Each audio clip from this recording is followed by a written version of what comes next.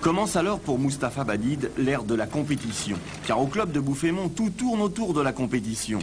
Des fauteuils prototypes aux individus exceptionnels. Ils sont 12. Il y a le mécano, Pascal Xavier, très doué pour la mécanique, trop doué, car condamné à tous les travaux de préparation. L'ingénieur conseil du groupe en quelque sorte. Si vous êtes gêné à parler, ça me gêne aussi. Il y a Jean-Paul, dit Papy, parle pas beaucoup. l'homme à tout faire. En fait, une vraie petite mère pour tous ces coureurs. Essaye le cul pour voir. Voilà, alors maintenant... Je me mets dessus, je te dis déjà si le retard, je peux t'en parler. Ouais, tu peux là. Mais pas beaucoup, hein. Pas beaucoup. Voilà. À ces athlètes de haut niveau, ben, je crois qu'on peut les considérer comme des jeunes filles. Comme des jeunes filles. Il faut s'en occuper de début jusqu'à la fin. Et puis, il y a Jean-François, Jeff, le rival et l'ami. Jean-François, vous aimez bien tirer la bourre avec Moumousse, hein? Oui. De toute façon, J'aime bien ce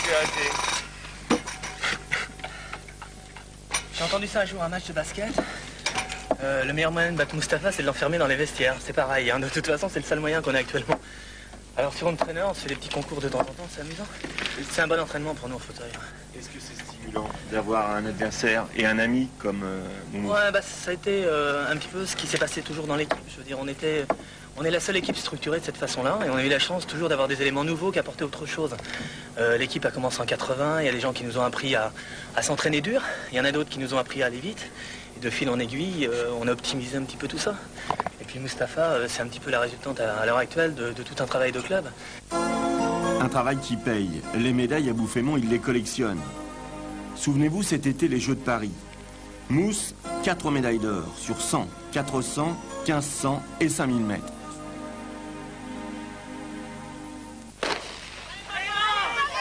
Sur 400 mètres, pas d'adversaire à sa mesure. 10 mètres d'avance à l'entrée de la dernière ligne droite. Autant pour lui, ça paraît facile, autant pour les autres, ça semble difficile. 58 secondes 61 centièmes pour Badid, 1 minute 1 seconde 1 centième pour le Suédois. Löfström, deuxième. 1 heure et demie plus tard, il est au départ du 5000 mètres. La course tactique de l'équipe de France, c'est-à-dire en fait l'équipe de Bouffémont. Mousse par devant, Farid et Jean-François bloquent derrière. À la mi-course, au train, ils assurent.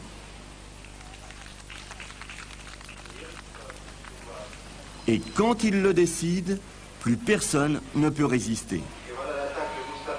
Sa poussée, c'est comme une foulée, belle et efficace. Un temps de poussée, un temps de relâchement, un temps de suspension.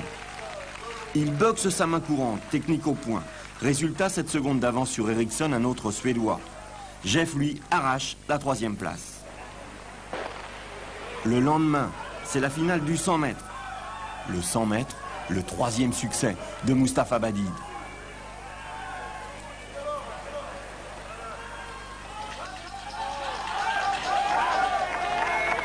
Et puis, le même jour, la finale du 1500 mètres.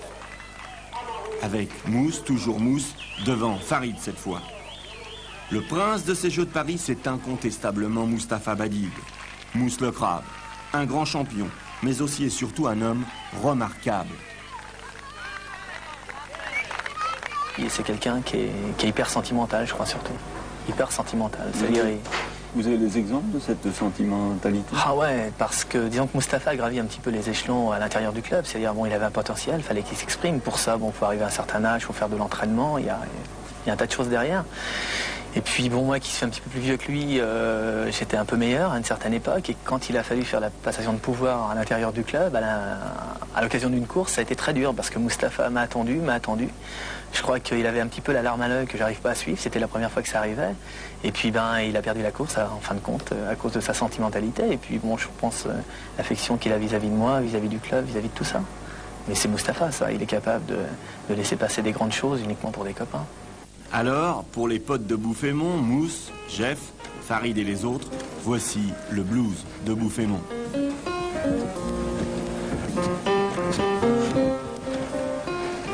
Bud Powell en est le compositeur dans les années 60, lui aussi séjourna au centre de cure, mais pour y soigner une tuberculose. Aujourd'hui, Au centre de cure, on prépare les médailles de demain.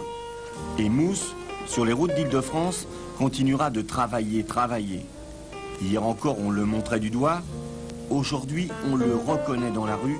Et ça, c'est sa plus belle victoire.